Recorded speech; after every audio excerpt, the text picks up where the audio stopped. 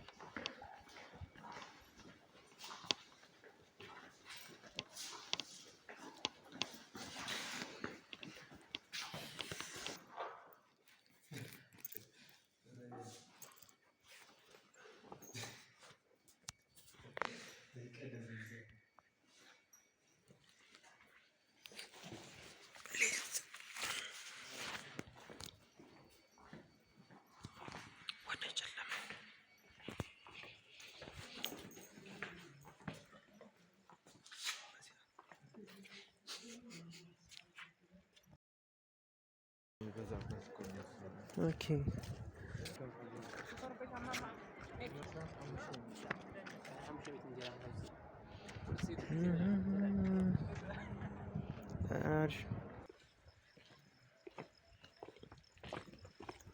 አሁን ሙዚቃችንን እንከፍትና ወደ ዶርማችን አው ደርፍ ክፈት እስኪ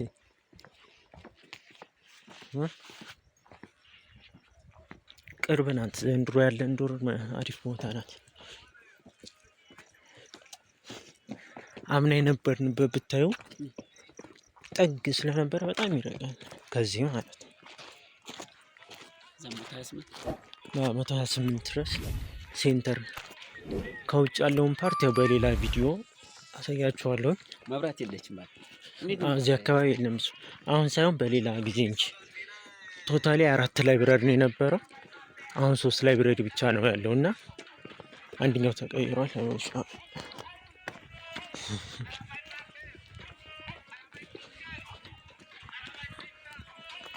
ማህበራዊ ብረት ቸከሱትን አሁን አስመትተኝ ነበር። ሲንግል መሆናችን ሳይንስ አሁን ደግሞ ከሶስት ሰዓት በኋላ ማለት ወንድና ሴት ተከልክሏል። ቁጭ ብለው እዚህ በቃ አለቀልን ተበላን ይሄን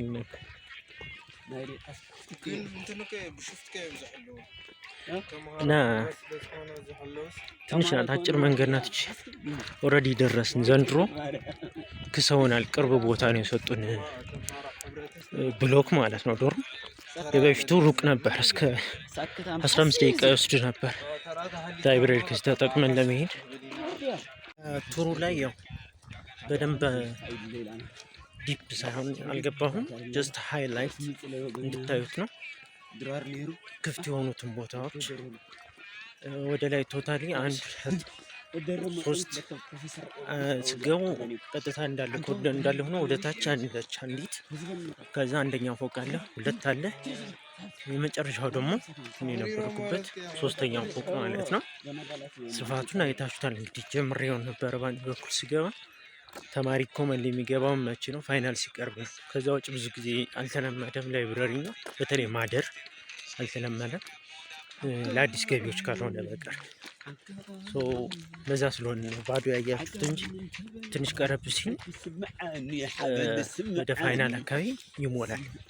አሁን ላይ ገና ነው፣ ሚድ ምናምን ነው ያልን ነው። ሌሊት ላይ ነው። ያው በጀማ ነው የምንሄደው ብዙ ጊዜ፣ ምክንያቱም ለብቻ ቅርብ ከሆነ ዶርማች ችግር የለም። ራቅ ካለ ግን አስቸጋሪ ነው። አሁን ታዩዋቸዋል። የዛሬ ቪዲዮ ይመስላል። በቀጣይ እስክንገናኝ እነጃችሁ ፒስ